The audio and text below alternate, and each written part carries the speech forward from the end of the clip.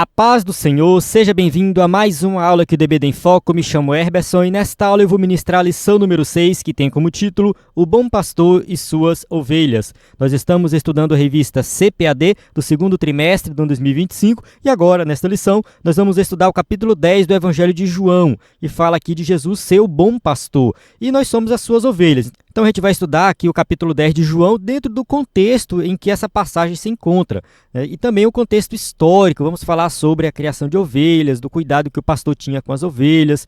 Isso aqui é muito conhecido dos crentes. Sempre que a gente prega, ensina sobre essa questão de ser um pastor, o Salmo 23 também, né? O Senhor é meu pastor e nada me faltará. Então sempre que alguém prega sobre alguma passagem nesse sentido, isso é contextualizado, né, no sentido histórico mesmo, o que significa ser um pastor de ovelhas. A gente está acostumado também com a história de Davi, que era pastor de ovelhas. Então, assim, um crente que lê a Bíblia e frequenta os cultos, com certeza já está bem familiarizado com esse contexto. No entanto, vale destacar que a gente sempre aprende algo novo. Todas as vezes que a gente estuda a Bíblia, todas as vezes que a gente lê algum comentário bíblico, sempre tem algo novo. Eu tenho certeza que nesta aula aqui vai ter algo novo. Você vai aprender algo diferente. Eu aprendi muito estudando essa lição e quero convidar você a assistir essa aula até o final. Se você é professor da EBD ou aluno da EBD, quer aprender mais sobre esse tema, está convidado a permanecer até o final dessa aula, em que eu vou passar por cada tópico e subtópico, explicando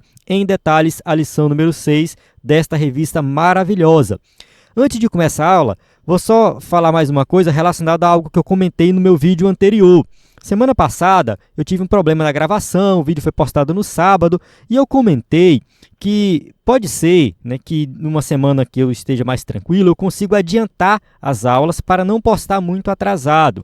E se eu fizer isso, eu vou gravar o vídeo sem o uso do slide. Então, assim, não significa que eu vou fazer isso a partir de agora, toda semana. Não, vai ser uma vez ou outra que isso pode acontecer. Essa semana, por exemplo, estou gravando com o slide. Então, não é sempre que eu vou gravar sem o slide. Outra coisa que o pessoal não compreendeu, muita gente colocou nos comentários assim: ah, você não vai mais fazer o slide? Ah, seria interessante ter o slide. Não, em momento algum eu disse que não vou mais fazer o slide. Não, o slide continua sendo feito. O slide vai ser feito, a gente não vai parar. O slide do EBD em Foco não vai parar. Pode acontecer de ficar sem o vídeo, mas sem o slide não fica. Toda segunda-feira o slide é postado no site. Quem é assinante do EBD em Foco tem garantido esse slide toda semana. Tanto que não sou eu mais que faço o slide. Já tem uma outra pessoa.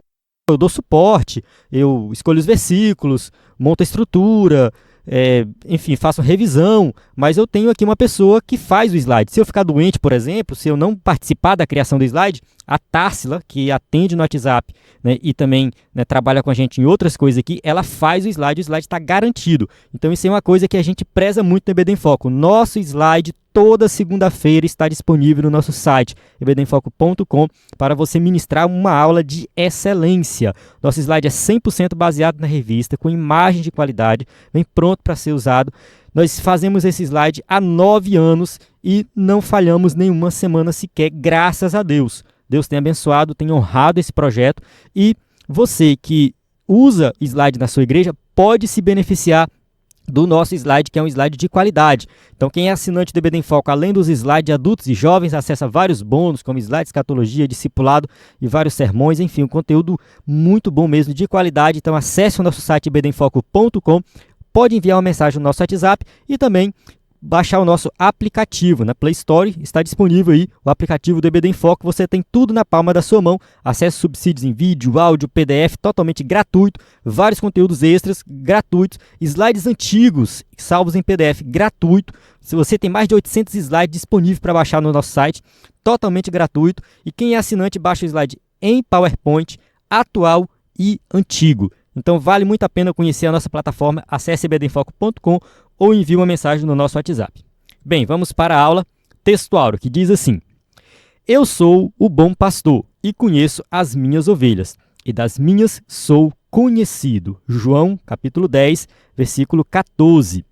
Então aqui a gente tem uma passagem que também é muito conhecida, em que Jesus se apresenta como o bom pastor. Eu sou o bom pastor, eu conheço as minhas ovelhas e delas, né, sou conhecido, ou seja, elas me conhecem também, elas conhecem a minha voz, elas me seguem, e a gente vai ver o que isso significa mais na frente. Verdade prática, Jesus é o bom pastor e nós que pertencemos à sua igreja somos as ovelhas do seu rebanho. Então, de fato, nós somos as ovelhas e Jesus cuida de nós porque ele é o bom pastor, ele deu a vida por nós.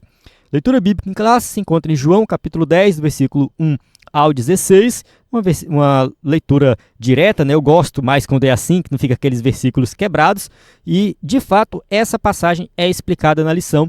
Então, eu convido você, né, a assistir essa aula, que a gente vai fazer essa leitura durante a aula, aí que os versículos são citados. Vamos para a introdução, que diz assim: nesta lição, estudaremos o capítulo 10 do Evangelho de João, destacando a figura de Jesus como o bom pastor, aquele que protege, cuida e orienta as suas ovelhas. Então a gente sabe que a ovelha é um animal que é frágil, um animal que precisa de cuidado, um animal que precisa de manejo. Então, assim, o pastor ele tem um papel muito importante na criação das ovelhas. Eu, particularmente, nunca conheci, assim, criação de ovelhas. Nunca visitei um local aqui na minha região, não tem. O pessoal, às vezes, cria cabra, bode, enfim. Cria muito gado aqui na minha região, o pessoal mexe muito com gado. Eu tenho essa experiência, assim, de conhecer criação de gado, mas de ovelhas aqui na região não tem. Eu sei que eu vejo na televisão, a gente estuda sobre isso, né? Quando a gente vai pregar, ensinar, a gente lê sobre a questão da criação das ovelhas, a gente vê muito, assim, muito disso, né? Então, o conhecimento que eu tenho é nesse sentido de estudo, não um conhecimento prático, mas o que a gente entende é que realmente a ovelha ela precisa de cuidado e é necessário ter o pastor, não somente um pastor qualquer, mas um bom pastor, aquele que realmente cuida, que protege, que orienta. E essa figura de linguagem que Jesus usa aqui ilustra muito bem o cuidado que ele tem para com seus filhos, o cuidado que ele tem para todos aqueles que creem nele. Analisaremos o contexto em que o nosso Senhor é descrito como a porta das ovelhas e a conexão dessa imagem com o aprisco das ovelhas, que representa o lugar de habitação do rebanho. Vale destacar que essa passagem ela é relativamente confusa. Por quê? Porque do versículo 1 até o versículo 5, Jesus apresenta uma história bem coesa, né? Ele coloca ali que fala do curral das ovelhas e tudo mais, que tem um porteiro que ele entra pela porta, ele chama as ovelhas, ela ouve a sua voz, tudo mais. Quando a gente vai para o versículo 6, que ele explica que é uma parábola, do 7 em diante, ele já começa a apresentar algo diferente, que não necessariamente tem conexão com o anterior e não necessariamente é uma extensão ou uma explicação do que está anteriormente. Porque do 1 ao 5 tem um porteiro, ele fica na porta do aprisco. Já no 7, Jesus diz que ele é a porta. Então, assim, é diferente. A gente precisa ler essa passagem, né, e entender que realmente são figuras de linguagens diferentes, que a gente precisa extrair o significado de cada uma delas aqui, né, dentro, assim, sem necessariamente ficar inventando conexão uma com a outra. Tá? Eu prefiro tratar separado do 1 ao 5, depois ver a figura de linguagem do 7, e depois, mais na frente, que ele vai fazer a comparação dele com aquele que é o ladrão, né, que vai entrar, que não é pela porta, e depois ele vai falar do mercenário, que é um assalariado, que muitas vezes era pago para cuidar das ovelhas, mas não tinha o mesmo cuidado que o pastor. Então a gente precisa ver aí como que explica essa passagem de forma bem assim fácil de ficar entendida, né? Durante a aula você vai entender melhor, tá? Convido você a continuar assistindo aqui.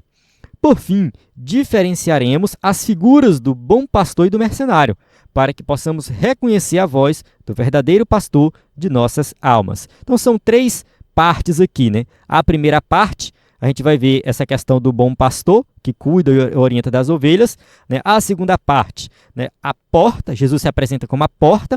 E a terceira parte, esse contraste do bom pastor com o mercenário. Tópico 1, Jesus, a porta das ovelhas. 1.1, o contexto.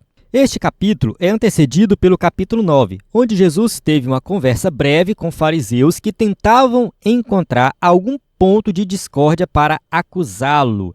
João, capítulo 9, versículo 40 a 41, diz assim: aqueles dos fariseus que estavam com ele, ouvindo isso, disseram-lhe: também nós somos cegos? Disse-lhe Jesus: se fosseis cegos, não teríeis pecado, mas como agora dizeis: vemos, por isso o vosso pecado permanece. Vamos entender esse contexto, né? No capítulo 10, o nosso Senhor interrompe esse diálogo após a cura de um cego de nascença, que foi expulso da sinagoga da cidade, porque sabiam que o seu testemunho os incomodaria. Então aqui a gente vê que no começo do capítulo 9, Jesus cura um cego de nascença, ilustrando o seu ensinamento do capítulo 8, que ele se apresenta como a luz do mundo. Então, ao curar esse cego, o cego depois é perseguido ali pelos judeus, pelos fariseus, eles questionam quem foi que fez o milagre. Ele fala, olha, eu não conheço esse homem, simplesmente ele me curou e tal, se ele é bom ou ruim, eu não sei, só sei que ele me curou. Pronto, eu só sei que eu era cego e hoje eu não sou mais, e agora eu não sou mais. Basicamente isso, e aí tem toda uma perseguição, porque os judeus estão perseguindo Jesus de alguma forma, e Jesus questiona eles ali, né, porque eles achavam que eles eram iluminados pelo Antigo Testamento, né? Pela lei ali do Antigo Testamento, eles achavam que eles tinham todo um conhecimento, enfim, livrava eles do pecado. Na verdade, eles estavam cegos na incredulidade deles, eles recusaram crer em Jesus, né? E, enfim, eram muito arrogantes, né? Eles não queriam reconhecer o seu próprio pecado. Então, é nesse contexto aqui que Jesus corta esse diálogo com os fariseus e entra no próximo capítulo, né? A gente vai, no caso, o capítulo que dá um salto do capítulo 9 para o capítulo 10, que Jesus começa a falar que ele é o bom pastor, né? No entanto, Jesus utilizou a parábola do pastor e das ovelhas para caracterizar os religiosos como falsos pastores e, mais especificamente, como mercenários. Então, é nesse contexto, né, de perseguição, o pessoal questionando o que Jesus estava fazendo, porque era justamente a liderança religiosa que perseguia Jesus. Então, essa liderança religiosa era, no caso, eram para ser os pastores, no caso ali da população, né, do povo judeu. Na verdade, eles não eram pastores verdadeiros, né? Eles eram mercenários, eram ladrões e salteadores. O verdadeiro pastor é Jesus. E aí Jesus começa a explicar sobre isso, né? Este relato possui a mesma força da crítica aos falsos pastores presentes na profecia de Ezequiel 34, de 1 a 10. Eu não coloquei aqui a passagem de Ezequiel 34, de 1 a 10, por dois motivos. Primeiro, que a gente já teve uma aula somente sobre isso, e eu vou disponibilizar o link dessa aula para você assistir e o slide dessa aula. Segundo, que é um texto um pouco extenso, e aí ia tomar um pouco de tempo aqui da aula, então não faz muito sentido, né? A gente já tem algo pronto aí, então não coloquei, mas vale a pena você pelo menos dar uma lida em Ezequiel 34. Ali, Deus, através do profeta Ezequiel, né, vai, no caso, mostrar, né, que a liderança de Israel, daquela época, estava maltratando o povo, né? Ele usa a ilustração de pastores que maltratam as suas ovelhas, né? E no final, ele diz que o próprio Deus, né, vai ser, né, o pastor, né, do seu povo, uma referência a Jesus Cristo, uma profecia que se cumpre em Cristo. Então depois você dá uma lida em Ezequiel 34, e quando Jesus se apresenta como o bom pastor, mostra que ele cumpre essa profecia de Ezequiel, e também ele faz uma crítica àqueles que maltratam as ovelhas, mostrando também que ele está falando da liderança religiosa, enfim, liderança política daquela região, no caso do próprio povo judeu. Tópico 1.2, a porta das ovelhas. Nesta parábola de Jesus, contada no capítulo 10 de João, destacam-se dois pontos principais. Em primeiro lugar, ele entra pela porta do aprisco, onde se encontram as ovelhas. Vamos ler aqui João 10, de 1 a 3. Na verdade vos digo que aquele que não entra pela porta no curral das ovelhas, mas sobe por outra parte, é ladrão e salteador. Aquele, porém, que entra pela porta é o pastor das ovelhas. A este o porteiro abre e as ovelhas ouvem a sua voz e chama pelo nome as suas ovelhas e as traz para fora. Aqui nessa passagem, Jesus não se apresenta como a porta, o que acontece lá no versículo 7. Então é outro contexto lá. Vamos ver primeiro esse aqui. Qual é o contexto cultural da época? Tinha ali o curral das ovelhas, que é o aprisco, e esse curral muitas vezes ele era coletivo. Muitas vezes esse curral era usado por várias pessoas. Então tinha o curral usado por várias pessoas, tinha ovelhas de várias pessoas. Vamos colocar aqui 3 pessoas, vamos criar aqui personagens, né? O João, o José e o Daniel. Então o João, o José e Daniel são pastores que cuidam de suas ovelhas e coloca essas ovelhas nesse curral coletivo, no mesmo curral. E naquele curral tem o porteiro. Então ali tem alguém que abre a porta e fecha a porta, que, no caso, né, o porteiro, ele vai abrir a porta somente para o pastor que tem uma ovelha ali. Se alguém chega lá que não é o pastor, ele não vai abrir a porta. Se ele for um ladrão, se ele for um salteador, ele vai por outro lado, ele vai pular o muro, ele vai tentar entrar no curral de uma forma ilegal e não através da porta. Então aqui já começa, né, que Jesus ele se apresenta como o bom pastor, ou seja, ele é um pastor que ele não vai pular o muro, ele vai pela porta. E aí tem algo interessante, né? Quando ele chega lá, o porteiro abre a porta, as ovelhas ouvem a sua voz, ou seja, elas conhecem a voz do seu pastor. Como tinha ovelhas ali de vários donos diferentes, a ovelha do José conhecia a voz do José. A ovelha do Daniel conhecia a voz do Daniel. A ovelha do João conhecia a voz do João. São os personagens que eu criei aqui. Cada um conhecia a voz do seu pastor. Cada uma ovelha, né? Cada grupo de ovelha ali conhecia a voz do seu pastor. E elas seguiam o seu pastor pela voz. Então, quando José chegava chamando as suas ovelhas, as ovelhas do Daniel não seguiam ele. Somente as ovelhas que eram realmente do José. E ele chama pelo nome. Isso pode parecer estranho, mas aqui na minha região, o pessoal que trabalha com gado, eles, né, tiram leite do gado, por exemplo, das vacas, né? Tira leite da vaca e tal. Geralmente as vacas têm nomes. Eu lembro do meu avô tirando leite e ele dava nome para cada vaca. Se tinha 30 vacas no curral, ele chamava cada uma pelo nome. E parece que elas atendiam. Elas conheciam a voz dele, que sabiam que era ele que estava trabalhando e atendia pelo nome. Se fosse outra pessoa mexer com as vacas, se fosse outra pessoa trabalhar com elas se assustavam e tudo mais. E, né, às vezes não atendia. Então elas conheciam a voz do meu avô, do vaqueiro dele, que eram pessoas que estavam ali, né, trabalhando todos os dias com elas, elas estavam acostumadas. Então isso aqui, provavelmente, a mesma coisa se aplica para as ovelhas. Como eu disse no começo da aula, eu não conheço uma criação de ovelhas, eu nunca frequentei, mas deve seguir a mesma lógica, né, no caso aqui, parecido, né, com a criação de gado, em que tem, né, esse conhecimento da voz e também do nome. Então, Jesus é esse pastor, né, que as suas ovelhas conhecem a sua voz. Quando ele chama, elas vão seguir. Em segundo lugar, ele se refere a si mesmo como a porta das ovelhas, que é o versículo 7. Aí já é uma outra ilustração, uma outra figura de linguagem. João capítulo 10, versículo 7 diz assim, tornou, pois, Jesus a dizer-lhe, em verdade vos digo que eu sou a porta das ovelhas. Nesse caso aqui, o próprio Jesus está se apresentando como a porta. Da mesma forma que ele fala, eu sou o caminho, a verdade e a vida, que a gente estudou na aula anterior. Então, Jesus é a porta, ele é o caminho, ele é a verdade, ele é a vida. Somente através dele que nós temos acesso à vida eterna. Isso aqui fica muito claro também nessa passagem de João capítulo 10.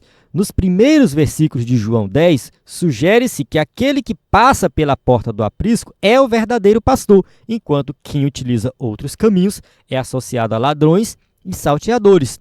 Então, o ladrão, o salteador, aquele que quer maltratar as ovelhas, ele não vai pela porta, ele vai por outro caminho. E Jesus se apresenta como esse que vai pela porta. Ele chama as suas ovelhas e elas conhecem a sua voz. Assim, as ovelhas reconhecem a voz do verdadeiro pastor e não dão atenção ao mercenário. Aqui eu não gostei muito que o escritor da revista usou o mercenário, porque o mercenário já é um outro contexto, né? Que a gente vai explicar daqui a pouco. Né? Porque nessa primeira parte, ele fala do ladrão e salteador, que é alguém que entra lá para maltratar, para roubar as ovelhas, para fazer algo ruim. O mercenário, no contexto aqui do capítulo 10, é um assalariado, é alguém que recebe um salário para cuidar das ovelhas, mas não tem o mesmo cuidado que o pastor tem. É por isso que é importante a gente ler a passagem. Eu vou voltar aqui para ficar claro, porque eu não quero que fique confuso, tá? Vamos voltar aqui na passagem. Olha só, do versículo 1 ao 5, quem entra por outra parte é o ladrão salteador, é aquele que vai maltratar as ovelhas. Já mais na frente, no versículo 10, ele fala de novo. Né? Ele fala assim, o ladrão não vem senão a roubar, matar e destruir, eu vim para que tenham vida e a tenham com abundância. Então, os ladrões e salteadores, eles são aqueles que vêm e entram por outro lugar, que não é pela porta, né? E ele não é o bom pastor, é contrário do bom pastor. Já mais na frente, no versículo 13, ele fala o mercenário. mas, versículo 12 e 13, né? Mas o mercenário que não é pastor, de quem não são as ovelhas, vê vir o lobo e deixa as ovelhas e foge. Nesse caso aqui, o mercenário não é o ladrão, tá? O ladrão é outro. O mercenário aqui é alguém que recebe um salário para cuidar das ovelhas, mas ele está lá somente pelo dinheiro, não pelo amor às ovelhas. Por isso que ele não tem coragem de dar a vida pelas ovelhas. Quando ele vê vir o lobo, ele deixa as ovelhas e foge. Tá? Então isso aqui já é uma outra figura de linguagem, né? São duas coisas diferentes. Então o ladrão é uma coisa, o mercenário é outra coisa totalmente diferente. Nesse caso aqui, o mercenário seria aquela pessoa que tem uma responsabilidade para com as ovelhas, mas essa responsabilidade é mediante pagamento. E aí ele não tem um cuidado verdadeiro. Isso simboliza aqueles líderes judeus que, né, no caso, eram líderes religiosos, que cuidavam do povo, muitas vezes sacerdotes, levitas e tal, mas que só fazia por dinheiro. Estava lá para ganhar dinheiro e não para cuidar do povo de fato. Isso tem um paralelo com os dias de hoje, né? Muitos que se dizem pastores, mas estão lá somente porque ganham algum dinheiro, né? Porque está enriquecendo às custas da igreja, né? Sugando o povo, mas não tem cuidado para com as ovelhas. Então, é nesse sentido aqui. Vamos avançar, né? Por isso que eu não gostei muito dele ter usado a palavra mercenário aqui, paralelo, né, aos ladrões salteadores, porque fica confuso, né, o entendimento da passagem. Vamos continuar aqui, ó. Além disso, Jesus afirma, eu sou a porta, e logo depois declara, eu sou o bom pastor. Então, ele é a porta, ele é o bom pastor, ele cuida das ovelhas, ele protege as ovelhas. Estas declarações são direcionadas aos líderes religiosos judeus que podem ser vistos como falsos pastores do povo, pois não cuidavam, protegiam ou orientavam o povo de Deus. Então, os líderes religiosos, falsos pastores, que maltratavam o povo, que não cuidavam do povo, que não ensinavam o povo, porque assim, Jesus nasce num contexto em que a lei do Antigo Testamento está valendo. Jesus está vivendo um contexto em que tinha rituais de sacrifício no templo e tudo mais. E o povo estava abandonado, e o povo estava vivendo no pecado. A carga colocada pelos líderes religiosos, pelos fariseus, era uma carga que nem eles conseguiam carregar. A interpretação da lei que eles tinham era totalmente errada. Então, assim, estava uma bagunça geral, uma bagunça política, uma bagunça espiritual, o povo sofrendo, não tinha apoio, não tinha revelação de Deus, ninguém estava buscando a Deus. Por isso que João Batista aparece pregando arrependimento para os próprios judeus. Arrependei-vos e tal, vocês têm que batizar. Ou seja, João Batista estava fazendo algo tão diferente porque estava chamando o próprio povo de Deus ao arrependimento. É claro que lá tinha também pessoas que não eram judeus, né? Tinha gregos, tinha romanos, ouvindo João Batista, e João Batista fala para todo mundo, mas ele deixa bem claro, eu quero que vocês se arrependam, que vivam uma vida diferenciada. Não é seguir protocolos da lei, não é isso. E aí, enfim, né? É justamente nesse contexto que Jesus está pregando. Vocês são falsos pastores do povo, vocês não estão cuidando do povo, e eu sou o bom pastor. Eu estou aqui para resgatar as minhas ovelhas das mãos de vocês. Eu estou aqui para cuidar das minhas ovelhas. 1.3, a mensagem da porta. O significado contido na frase eu sou a porta é bastante claro. Existe apenas um caminho exclusivo para entrar no reino de Deus, que é através da fé em Jesus Cristo. Como eu já falei anteriormente, Jesus se apresenta como o caminho, como a verdade, a vida, como a porta. Ou seja, eu sou a porta, eu sou o bom pastor, eu sou o caminho, eu sou a verdade, eu sou a vida. Não tem outra forma de chegar até Deus. Somente quem crê em mim. Ponto final. A salvação é somente por meio de Jesus Cristo. O nosso Senhor atua como a porta de acesso direto ao Pai, permitindo-nos aproximarmos dele com ousadia e confiança. Vamos ler aqui Hebreus capítulo 4, versículo 14 e 15.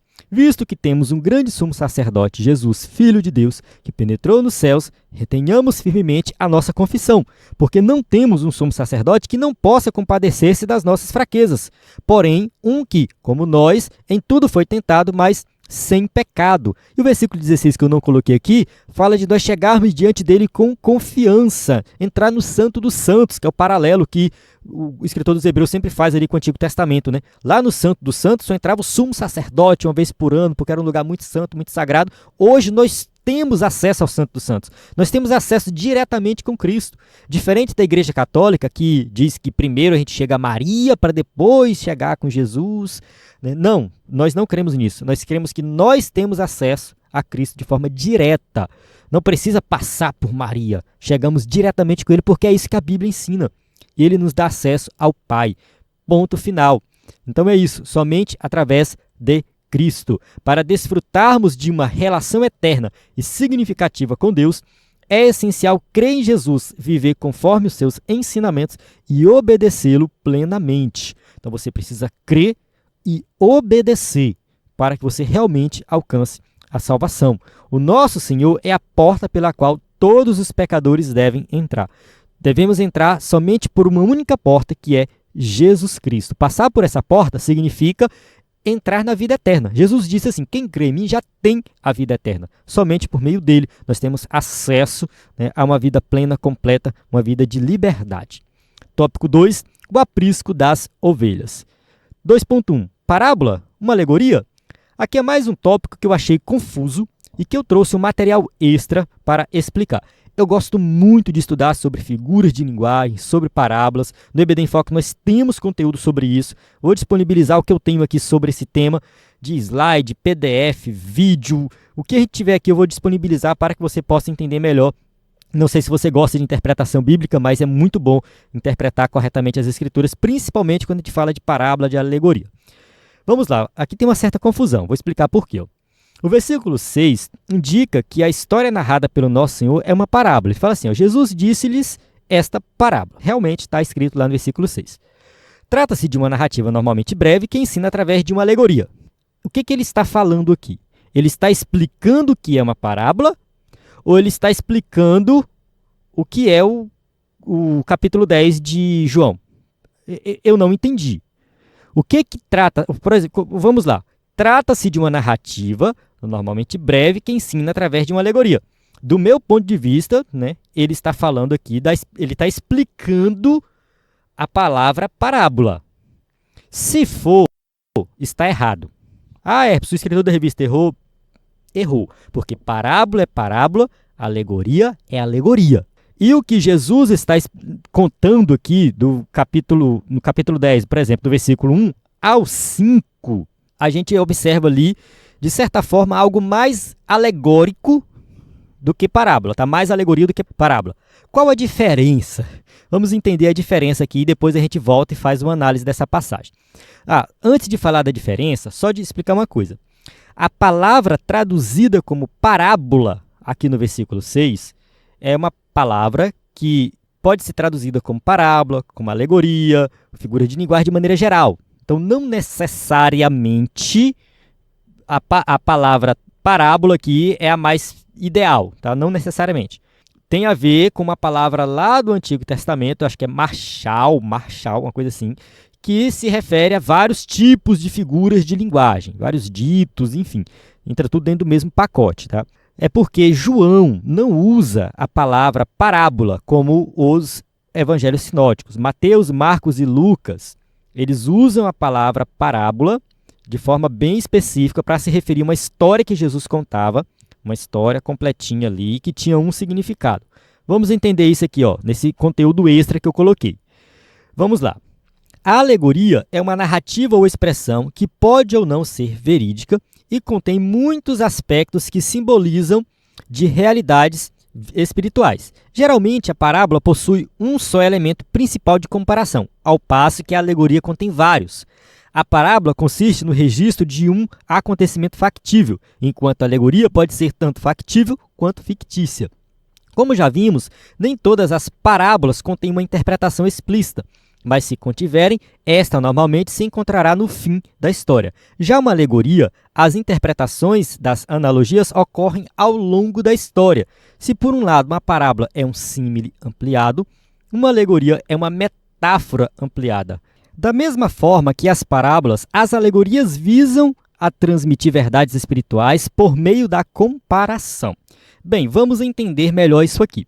O que é uma parábola? Uma parábola é uma história que pode ou não, no caso ser verdadeira, Eu acredito que a maior parte das histórias que Jesus contou, elas não são verdadeiras, são histórias fictícias, mas geralmente essas histórias elas têm relação com a realidade, são coisas do cotidiano das pessoas. E essa história ela tem uma verdade principal. O objetivo ali é ensinar uma única verdade. A história como um todo visa transmitir essa verdade. Não faz sentido a gente pegar cada elemento de uma parábola e ficar procurando um significado. Parábola não é isso. Alegoria, sim. Na alegoria, cada elemento tem um significado. E geralmente isso é explícito no texto. Na parábola, não. Por exemplo, a parábola do samaritano. Caso a gente fala do bom samaritano, né? A parábola do bom samaritano conta a história, né, de um homem que estava caído na estrada, veio um levita, um sacerdote, passou de longe, aí de repente veio um samaritano e cuidou desse homem. Aí tem vários elementos, tem o azeite que ele derrama sobre as feridas, tem a moeda que ele entrega lá para o homem que vai cuidar, né? No caso ele chega numa hospedagem lá e tal, deixa o homem lá, tem o animal, né, que ele coloca em cima, no caso, acho que é um cavalo, enfim. As pessoas ficam dando significados para cada elemento da parábola do samaritano. Isso não faz sentido. Não faz o menor sentido, não tem significado. Os elementos ali, eles são importantes para enriquecer a história, para deixar a história mais bonita. Porque a verdade principal ali é o amor ao próximo. É você, né, se doar por alguém, você ajudar a pessoa que está caída, independente das consequências que isso traz para a sua vida. Entende? Independente de quem seja aquela pessoa. Você não tem que se perguntar quem é aquela pessoa. Por que o levita, o sacerdote, não ajudou? Porque se aquele homem tivesse morto, eles teriam que fazer um ritual de purificação, que era demorado e tal, aquela coisa toda. Eles falaram, não, é melhor deixar para lá. Ou seja, em prol, né, daquela vida espiritual deles, né, supostamente, né, santidade ali, enfim, eles não ajudaram, né, o necessitado, aquela pessoa que estava precisando de ajuda, né. Já o samaritano vai lá e não se preocupa com isso, simplesmente ajuda, simplesmente se doa, ele faz muito além, né, do que seria assim, a obrigação dele. Então, assim, é uma parábola que fala de amor, do que realmente significa amar o próximo. É justamente uma resposta que Jesus está dando para acho que é um doutor da lei, né, um fariseu que fala, que pergunta o que é amar o próximo, né? Como que eu amo meu próximo? E Jesus conta a parábola. Então, os elementos ali, individuais, não têm significado. O significado é a história como um todo. Já a alegoria, não. A alegoria, ela precisa, né, no caso, a gente precisa estudar a alegoria e ver o significado de cada elemento. No Antigo Testamento tem várias alegorias. Eu vou abrir aqui o PDF do livro aqui de comentário, no caso, um livro de interpretação bíblica, do Roy Zuck. Ele cita aqui várias alegorias na Bíblia. Salmo 23, de 1 a 4. O Senhor é o pastor do crente. Então, o Senhor é meu pastor e nada me faltará. Deitar-me faz em verde espaço. Ou seja, cada elemento ali tem um significado. Salmo 80, de 8 a 16. Israel é uma vinha destruída. No caso do Salmo 80, ele começa apresentando Israel como a vinha que saiu do Egito. Ele fala assim, trouxeste uma vinha do Egito, lançaste fora as nações e a plantaste, preparaste-lhe lugar e fizeste com que ela aprofundasse raízes e assim encheu a terra. Então, assim, cada elemento aqui, a vinha significa a nação de Israel. Apesar de que aqui ele já mostra logo o Egito e tal, fala da terra, né? Mas é justamente isso, né? Ele vai colocando aqui cada elemento e assim vai, né? No caso, Isaías 5, de 1 a 7, é Israel como uma vinha improdutiva, e assim sucessivamente, né? Tem várias alegorias aqui. No caso, Gálatas 4, de 21 a 31, Agar e Sara, né, com suas duas alianças, né? A gente tem tanto no Antigo como no Novo Testamento. E aqui o Roy Zuck classifica João 10, de 1 a 16, como uma alegoria. No caso, colocando aqui Jesus como o pastor, né? E em João 15, de 1 a 6, a gente vê Jesus na figura de videira. Então a gente vê, sim, no caso aqui dessa passagem, uma alegoria, porque cada elemento, a passagem que nós estamos estudando, né? João, voltando aqui para o slide, João, capítulo 10, né, do versículo 1, no caso até o 5, né, e depois continua, mas enfim, principalmente do 1 ao 5, a gente vê ali, de fato, uma alegoria. Aqui, nesse texto, ele cita o símile e a metáfora. Vamos ver o que é um símile. O símile é uma comparação em que uma coisa lembra a outra explicitamente. Como, assim como, tal qual, tal como. Então, Pedro usou o símile quando escreveu: toda a carne é como a erva. 1 Pedro 1,24. As palavras de Jesus em Lucas 10,3 são símile. Eis que eu vos envio como cordeiros para o meio de lobos. Então aqui a gente tem um como, né? Ele é como árvore plantada junto a correntes de água, são como palha. Então aqui, né, no caso, o símile, ele é justamente essa comparação do como. Por isso que, no caso da parábola, né, ele coloca aqui que a parábola é um símile ampliado. E as parábolas de Jesus geralmente seguiam essa lógica, né? O reino de Deus é como, é semelhante. Aí ele conta a história, né? Vem depois a história da ovelha perdida, da dracma perdida, enfim, né? Do tesouro. E Jesus sempre vai fazer essa comparação, né? Como é semelhante. Então, a parábola é um símile ampliado. E aí a gente precisa se perguntar, né? Quando a gente vê um símile, né? Em que sentido, né? Isso aqui, esses dois coisas têm relação, né? De que forma o cristão é como a árvore e o ímpio como a palha, né? Então, enfim, né, o símile vai nos instigar a procurar, né, a relação entre aquelas duas coisas ali, né? Mas vamos lá, o que é a metáfora? A metáfora é uma comparação em que um elemento imita ou representa o outro, sendo que os dois são totalmente diferentes. Então, numa metáfora, a comparação está implícita, ao passo que um símile é visível. Uma pista para identificar uma metáfora é que os verbos ser e estar sempre são empregados. Temos um exemplo disso em Isaías 40, verso 6. Toda a carne é erva. Pedro fala, toda a carne é como a erva. Não tem o como na metáfora, né? Um símile sempre traz a conjugação como, mas a metáfora é direto, né? Jeremias escreveu assim, ó, o meu povo tem sido ovelhas perdidas. Ele não coloca, meu filho tem sido como ovelhas perdidas. Não, meu povo tem sido ovelhas perdidas. Vós sois o sal da terra. Eu sou a porta. Quando Jesus fala, eu sou a porta, eu sou o bom pastor, eu sou o pão da vida, ele está fazendo uma metáfora, né? É nesse sentido. A gente só precisa compreender que a Bíblia é cheia dessas figuras de linguagem e ter um pouquinho de entendimento delas já ajuda bastante na interpretação. Você não precisa ser um especialista, lembrar sempre, mas ter um pouco de entendimento que aquilo é uma figura de linguagem ajuda a evitar interpretações malucas que aparecem por aí. Então, passando isso aqui, peço perdão aí se eu tiver demorado um pouco nessa parte teórica, né, porque isso aqui é fundamental para a gente entender essa passagem, né? Então, passando isso aqui, vamos voltar para o slide. Assim, o Senhor Jesus comunica suas lições de forma sistemática, utilizando a parábola. Então, aqui o escritor da revista continua chamando de parábola, enfim, mas como eu mostrei aqui no livro do Roy Zuck, essa passagem de João está mais para uma alegoria do que para uma parábola. Desta forma, as figuras do pastor e das ovelhas servem como símbolos para ilustrar o ensinamento de Cristo sobre o pastoreio das ovelhas no aprisco.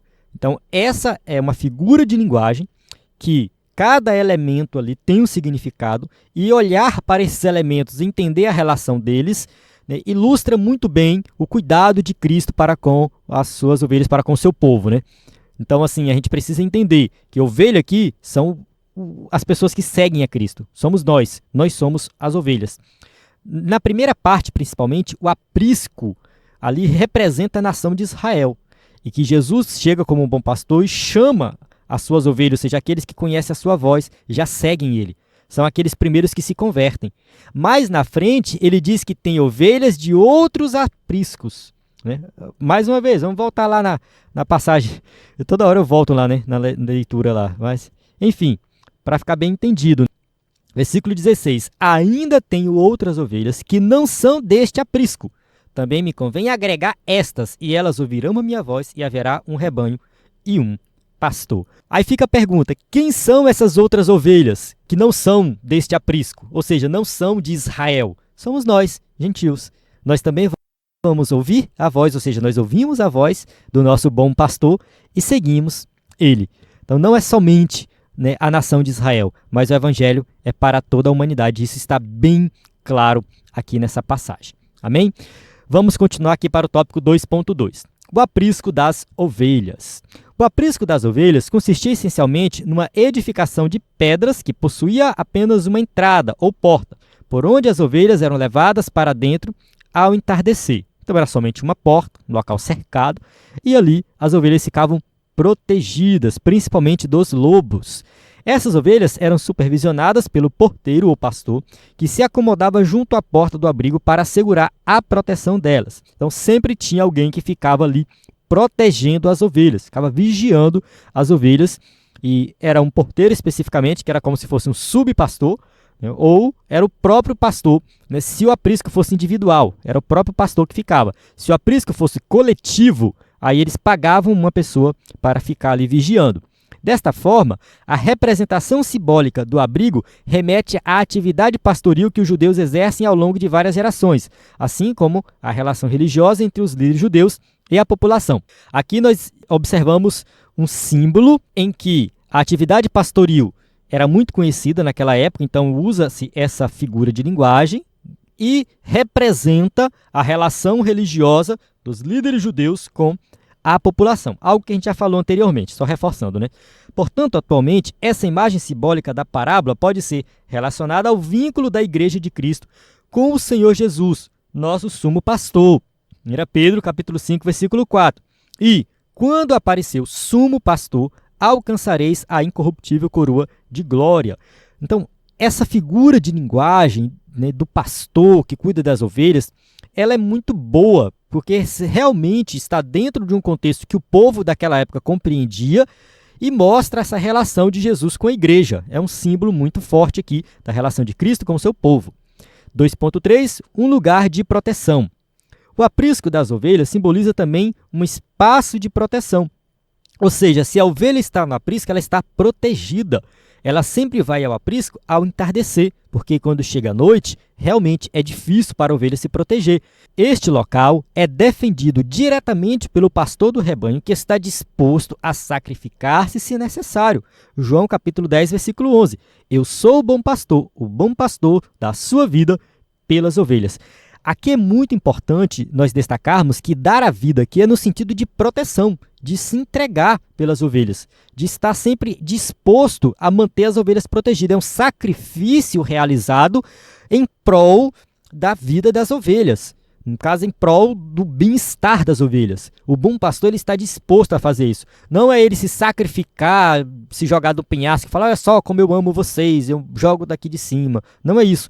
É no sentido de que eu vou enfrentar, né, o lobo, o urso, o leão, e eu vou proteger vocês, e eu estou disposto a entregar minha vida por vocês. Então é um sacrifício, né, no sentido de manter a integridade das ovelhas. Foi o que Cristo fez por nós.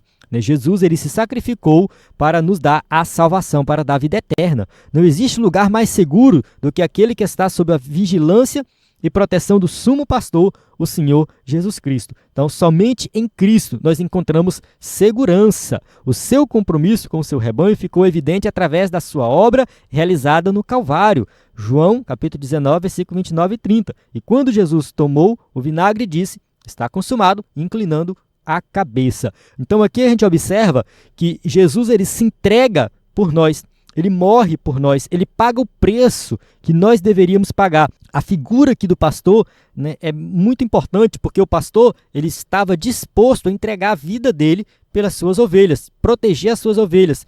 Então tem um sacrifício a ser realizado. Jesus faz isso, ele realiza esse sacrifício. Ele morreu por nós na cruz do Calvário. Assim, as afirmações eu sou a porta, eu sou o bom pastor, expressam essa realidade de cuidado por todos os que fazem parte do corpo de Cristo.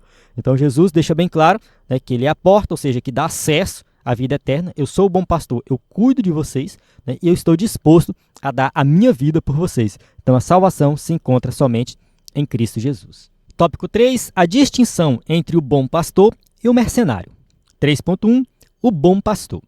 O versículo 11 menciona que Jesus é o bom pastor que sacrifica a sua vida pelas ovelhas. Então, assim, é o bom pastor que está disposto a enfrentar qualquer coisa pelas suas ovelhas a ponto de entregar a própria vida. Em contraste com o ladrão, do versículo 10, que vem para roubar, matar e destruir, a missão do bom pastor é oferecer vida, tanto na perspectiva eterna, celestial, da salvação, como na dimensão virtuosa da santidade, enquanto forma de viver no mundo. Ou seja, Jesus ele trouxe vida para nós relacionada a algo eterno, futuro, mas também vida aqui hoje. A gente não pode também achar, né, que a vida eterna que Cristo nos deu é algo somente para o futuro, para a eternidade. Não, nós temos uma vida aqui. E essa vida aqui vale a pena ser vivida. É uma vida de comunhão com Cristo, uma vida de comunhão com o próximo, uma vida de liberdade. Nós temos que acreditar que essa vida, no caso a vida eterna, ela começa hoje. Nós já temos essa vida eterna, ela já pertence a nós hoje e já deve fazer uma diferença nos dias de hoje para nós. Vamos ler João capítulo 20, versículo 31. Estes, porém, foram escritos para que creiais que Jesus é o Cristo, o Filho de Deus, e para que, crendo, tenhais vida em seu nome. Ou seja, você crê, você tem vida em seu nome, e essa vida começa agora. A generosidade do sumo pastor é sem igual, pois ninguém pode defender as suas ovelhas como ele faz. Somente ele consegue defender as suas ovelhas. Somente Cristo nos protege. O nosso Senhor é indiscutivelmente o melhor dos pastores. Quem entra no seu aprisco encontra uma vida verdadeira. Então, somente quem está na proteção de Cristo, sim, tem uma vida verdadeira, uma vida de comunhão, uma vida, né, que é tranquila. Você pode ficar tranquilo, porque os seus pecados foram perdoados. Você vai descansar em Cristo Jesus. Você vive uma vida de tranquilidade, sem preocupação, porque você está protegido. Eu vejo crente aí que tem medo de mal olhado, medo de macumba, fica olhando horóscopo. Irmão, esquece isso. Você está protegido, você está em Cristo. Ah, macumba pega em crente? Irmão, sei lá, isso aí é coisa do inimigo. Nós estamos em Cristo, estamos protegidos. Ah, mal olhado, tem que usar uma pulseira para espantar mal olhado, para não sei o quê. Irmão, esquece, nós estamos em Cristo. Entende? Em Cristo, ponto final, não tem problema nenhum. Eu sigo a linha de interpretação de que o crente não pode ficar possesso. Crente salvo em Cristo Jesus não pode ser possesso, não pode ficar possesso. Entende? Eu sigo essa linha de interpretação. Tá? Quem realmente é salvo em Cristo Jesus não tem risco de ter possessão demoníaca. Eu sigo essa interpretação. Nós estamos livres em Cristo. Ponto final. Entende? É descansar em Cristo, protegidos em Cristo. 3.2, o mercenário. O versículo 12 apresenta a figura do mercenário. Então, quem é o mercenário aqui nesse contexto? Ele é um assalariado. Ele é alguém que recebe um salário para cuidar das ovelhas, para, quem sabe, ficar na porta, ser o porteiro ali, enfim. Não é o pastor verdadeiro que cuida, que tem um amor pelas ovelhas. Ao contrário do bom pastor, que se sacrifica pela vida das ovelhas, o mercenário opta por fugir diante do perigo, dispersando e roubando as ovelhas. Ou seja, quando chega o perigo, quando chega o lobo, quando chega o ladrão e o salteador, o mercenário não tem coragem de se entregar por completo. Ele não tem coragem de partir para cima, de ajudar, de dar vida pelas ovelhas. Ele, né, como dizem no linguajar popular, vaza fora. É isso que ele vai fazer. Não demonstra zelo nem cuidado por elas. Por essa razão, é simbolizado como ladrão e bandido. Então aqui, mais uma vez, o escritor da revista misturando as coisas, né? Mercenário com o ladrão. Eu acho que não é bem isso, tá? O mercenário é uma figura, o ladrão é uma outra figura, tá? Mas, enfim, eu sigo a revista, eu acabo colocando aqui do jeito que está na revista, mas na explicação eu deixo bem claro que no texto, né, a gente tem 3 figuras diferentes. 3 não, podemos colocar 4. A gente tem o bom pastor, que é Cristo, o porteiro, o ladrão e o mercenário. São 4 figuras diferentes. E aí, só para ficar bem claro, o ladrão é aquele que não entra pela porta, ele entra por outro caminho, por outra via, para roubar as ovelhas. O mercenário, ele já é alguém que é pago pelo dono da ovelha para cuidar das ovelhas. É como se fosse um pastor assalariado, mas que não tem o mesmo compromisso ali. Assim, enquanto o bom pastor promove a vida, o mercenário traz consigo a morte. Em vez de construir, ele destrói tudo que encontra pelo caminho. Ele abandona as ovelhas à sua própria sorte. Então, o bom pastor cuida, né, o bom pastor zela, ele tem aquele cuidado pela ovelha, enquanto o mercenário não tem o mesmo cuidado. Então, enfim, a ovelha fica abandonada à própria sorte. A representação do mercenário ilustra o caráter dos falsos líderes e mestres fraudulentos que procuram constantemente semear divisões entre o povo de Deus. Então, a gente observa que até os dias de hoje, né, não era somente lá em Israel, os falsos líderes de Israel. Não, nos dias de hoje, na igreja, tem pessoas que estão ali no cargo de pastor, mas que na verdade não tem um chamado. muitas vezes nem são convertidos, estão lá somente por causa do dinheiro, por causa do status, por causa do poder. Não cuida dos crentes, não dá atenção, não dá suporte, não visita os crentes. Se tem alguém doente, não vai visitar, não tem um programa na igreja de visita aos necessitados, não tem suporte para ninguém. Se alguém peca, se alguém precisa de ajuda espiritual, o pastor não está do lado para dar essa ajuda espiritual, ele está lá somente por causa do dinheiro. Está ganhando alguma coisa, muitas vezes enriquecendo. Olha que eu não sou contra pastor ganhar dinheiro com a igreja, não sou contra. Eu acho que o pastor sim deve ser assalariado, até mesmo porque ele precisa sustentar, né, a sua família, ele precisa de um sustento.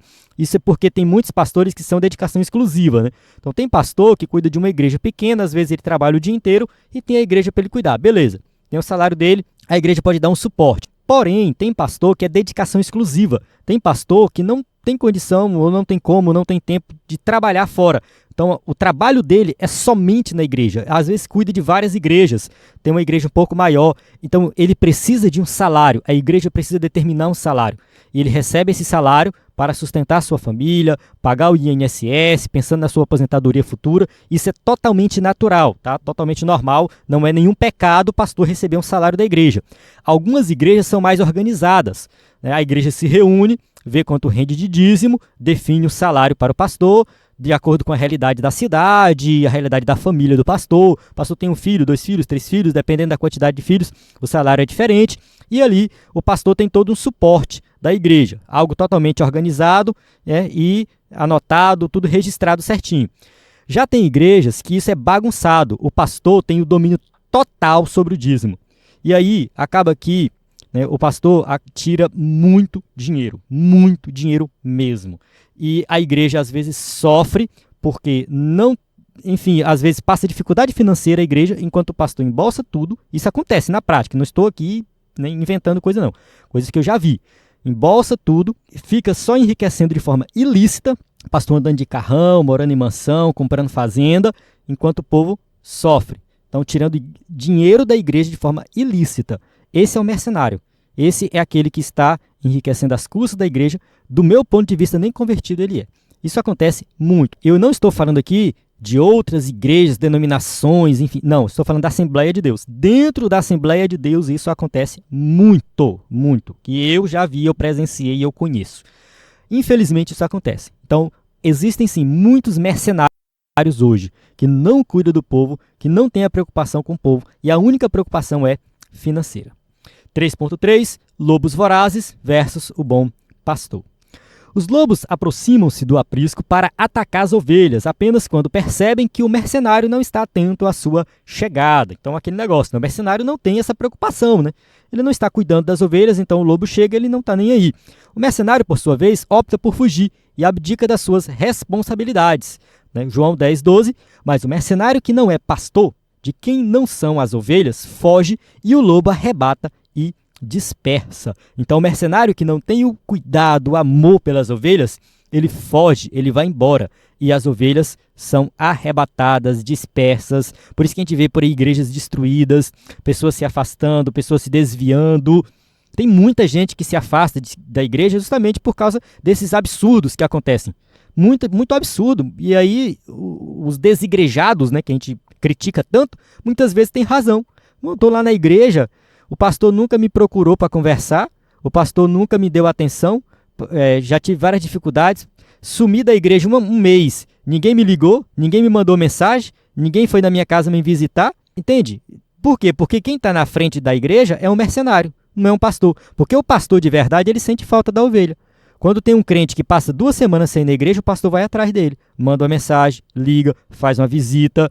Se o pastor diretamente não faz isso, ele tem alguém que faz. Porque às vezes é difícil, né? O pastor tem uma igreja grande, com 300, 400 membros, ele não vai conhecer todo mundo por nome. Mas tem pessoas ali dentro da igreja que tem esse papel. Então, assim, tem um crente, uma ovelha que se afastou, tem que ir atrás. Tá? Se você não vai atrás, se você é pastor de igreja, que está me ouvindo aqui, se tem um crente que sumiu da sua igreja e você não foi atrás, eu acho que você não está exercendo o seu papel de pastor corretamente. Tem que cuidar das ovelhas. Tem que ir atrás, tem que conhecer as ovelhas, tem que conhecer pelo nome. Ah, você não decora o nome de todo mundo. Tudo bem, não são todas as pessoas que têm essa capacidade. Mas você tem que ter essa certa intimidade com as suas ovelhas. O mercenário não está nem aí para isso. Por isso que muitos se afastam e nunca mais voltam, justamente porque ele percebe que ele não fez falta. Não é por acaso que o apóstolo Paulo descreve esses lobos vorazes como sendo os falsos mestres que promovem doutrinas enganosas e comprometem a fé recebida do evangelho, iludindo e levando consigo as ovelhas desatentas. Atos capítulo 20, versículo 29 e 30. Porque eu sei isto, que depois da minha partida entrarão no meio de vós lobos cruéis, que não perdoarão o rebanho, e que dentre vós mesmos se levantaram homens que falaram coisas perversas para atraírem os discípulos após si. Ou seja, o mercenário cuida da igreja, não dá atenção para as ovelhas.